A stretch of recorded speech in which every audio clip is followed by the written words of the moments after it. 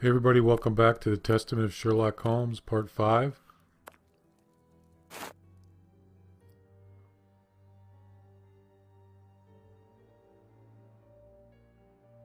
I have cut a small piece off the rope. That should be enough.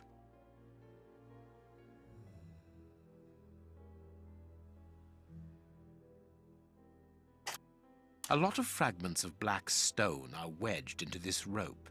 Their color seems unnatural, but they are too small for me to examine them. Black and damp earth. This rope is only worn on one side. This rope. So I'm analyzing some evidence here. This fragment of stone is very smooth, and it seems to be of a peculiar quality. I shall have to strip it with one of my products. This stone appears to be the same as those found within the rope's fibers. I can't do that. This stone is granite, covered in black paint. The fragments found in the rope and this piece of granite come from the same place.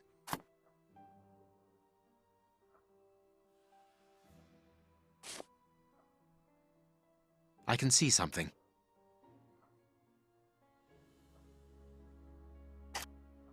Black and damp earth under the nail. Interesting. Tooth marks, rather deep ones. I'd say of incisors and a canine. Fragments of skin, a phalanx. This finger wasn't cut off, it was ripped off. Oh wow. I can't do that. I can't do that. I can't do that. Okay. I must compare the samples of earth that I found. Bite marks on this severed finger. I am afraid of the significance. The thieves didn't get what they wanted. When they were faced with the bishop's refusal to cooperate, one of the gang shook his finger at him to indicate that he was responsible for his unfortunate state. And the poor man, whose head was the only part of him not bound by ropes, bit the finger violently enough to sever it. An uncommonly savage act. Wow. Watson, I am certain that when we have explained the reasons behind this sudden bestiality, we will have revealed a larger part of the mystery. There is something written on this scalpel. I should clean it. I can't do that. Ah, I can make out WCCH. What do the initials stand for? How many hospitals are there in the Whitechapel area, Watson? If we count public dispensaries, enough to keep us busy for an entire month. Did this scalpel come from a hospital? Yes, as the initials WCCH engraved upon it show us. We must think on how best to deal with this. We do not have the time to investigate every hospital in Whitechapel. I must compare the samples of earth that I found. And if I mixed this earth with another substance... I can't do that. Now it must all be stirred. The samples of earth taken from beneath the fingernail and from the ropes originate from the same place. How do you know? It took just a little water to analyze the consistency. The soil has retained its moisture, even though there hasn't been rain in London for over a week. This soil could come from the bank of a river, or somewhere where the evaporation is slower. A mine, perhaps, or a trench. The banks of the Thames are clay soil, unlike our samples, so we can rule that out. The nearest mines are 12 miles away, so I would rule that out also. I would therefore conclude your last theory to be nearer the mark. A trench? A pit. Watson, bring me your register of the London hospitals. Studying the scalpel has given you an idea, then? Indeed. I'll get it.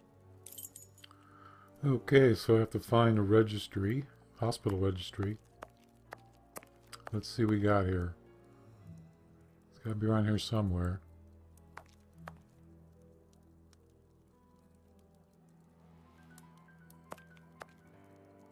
And this is how my dear friend and colleague treats his clients' letters.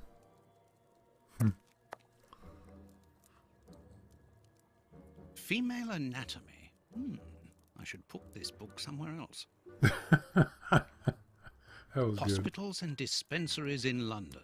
I have found my book, Holmes. Good. Put it on the work table, will you? General practitioner. That won't be of any use to me.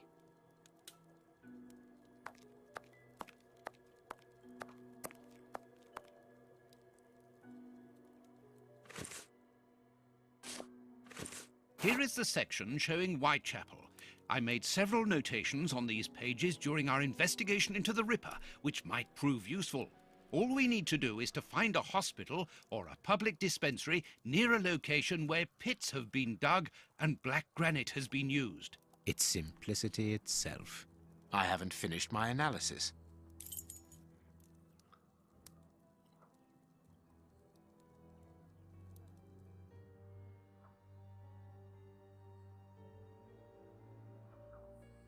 Deductions. Okay.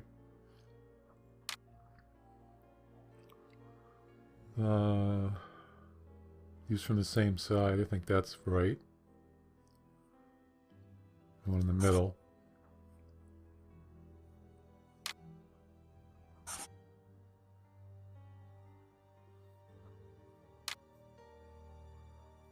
From a pit.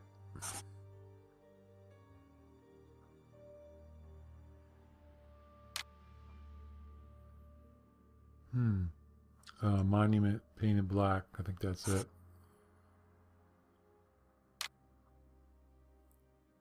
Monument. Pit near a monument.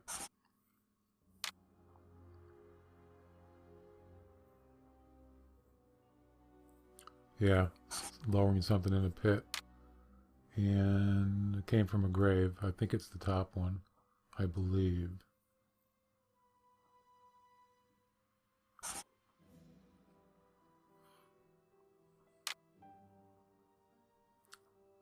Now I can make the right decision.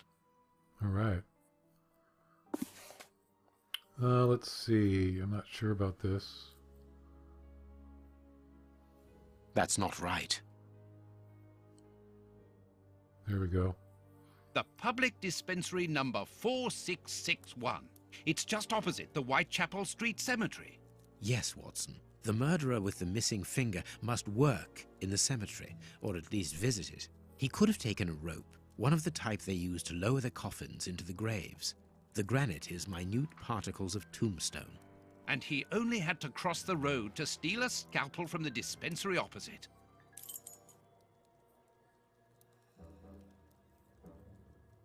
I need something. Okay, let's see.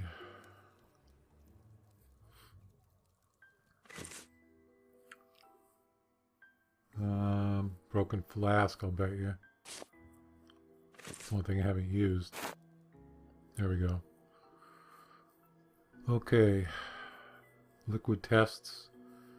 So, I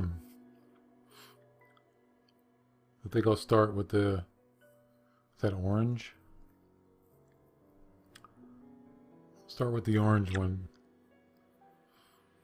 And what you have to do here is write down what appears at the bottom in the water, what chemicals appear. So there's 2 green, a blue, and I think that's a brown. And then you just mark them on here.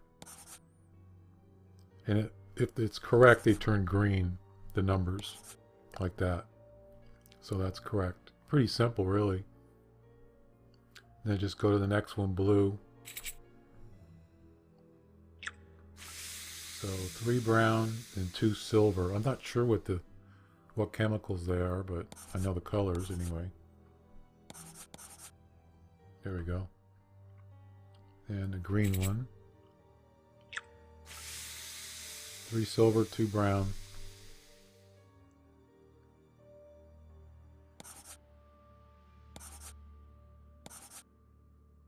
And then the yellow one. Whoops.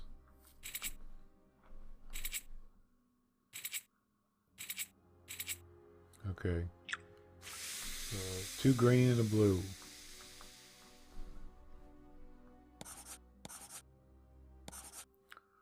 Okay, now last one, the red one. 3 green and 3 brown.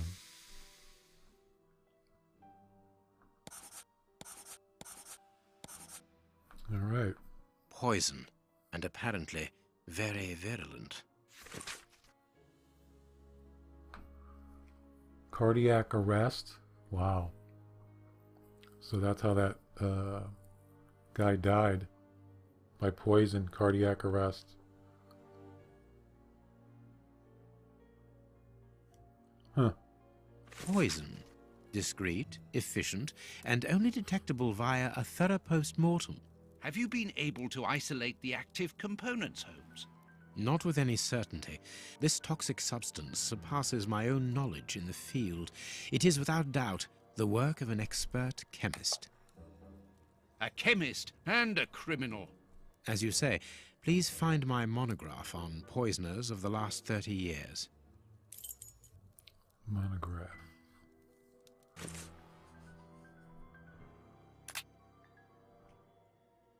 Oh, okay. Rat killer. Here we go.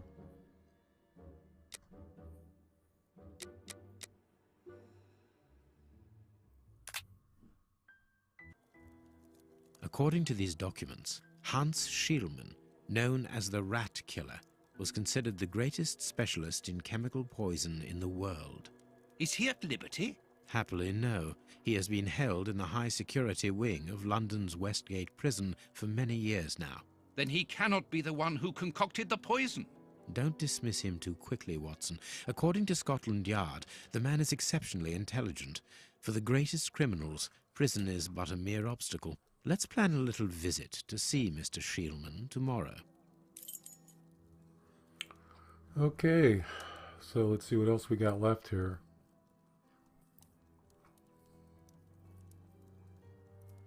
Let us look at our deduction board, Watson. Oh, more deductions.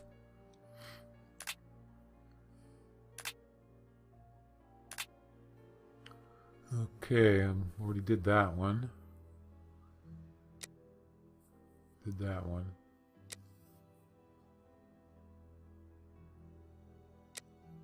Okay, so we got finger.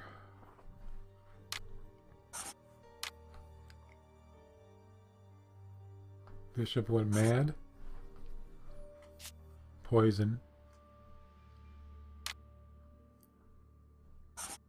There we go. That was easy. Perfect. Well done, Watson. Our board is finished.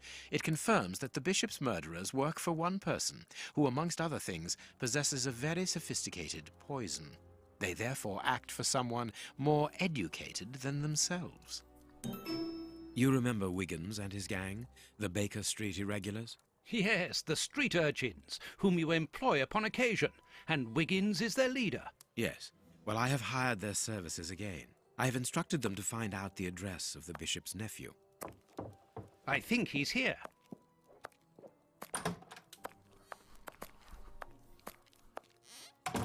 Hello, Mr. Holmes. Wiggins, my young friend, have you found the information for which the good Dr. Watson is going to pay you?